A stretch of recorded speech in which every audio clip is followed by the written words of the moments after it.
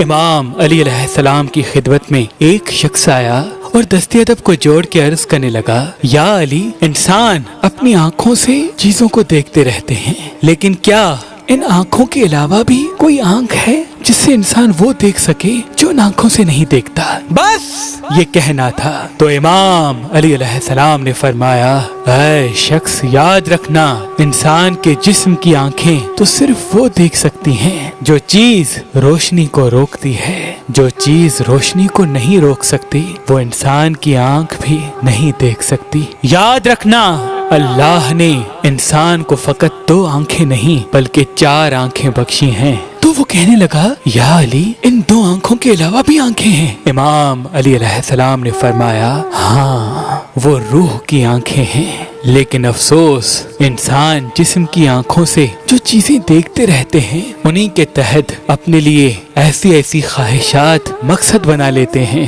کہ وہ روح کی آنکھوں کو کھولنے کی زحمت تک نہیں کرتے۔ وہ کہنے لگا، یا علی، میں اپنی روح کی آنکھوں کو کھولنا چاہتا ہوں۔ بات جب یہاں تک پہنچی تو امام علی علیہ السلام نے فرمایا، روح کی آنکھیں کھولنے کے لیے انسان کو عارف بننا پڑتا ہے، معرفت کے راستے پہ چلنا پڑتا ہے۔ یاد رکھنا، اگر تم اپنی روح کی آنکھوں کو کھولنا چاہتے ہو تو اپنے جسم کی خواہشات کو حقیر سمجھو، اپنے آپ کو دنیاوی لذت سے مبرہ کر دو۔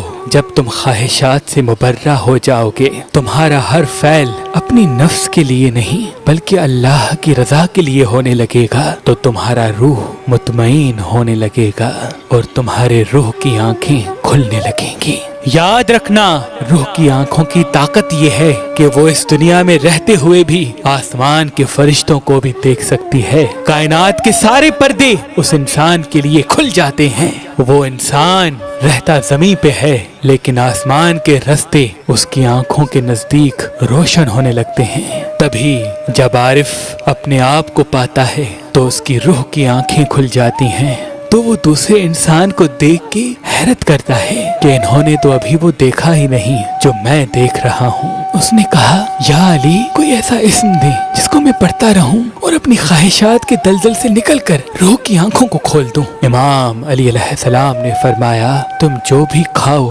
اللہ کا نام لے کے کھاؤ، اور جب بھی کھا لو تو اللہ کے شکر کو اپنے وجود سے ظاہر کرو۔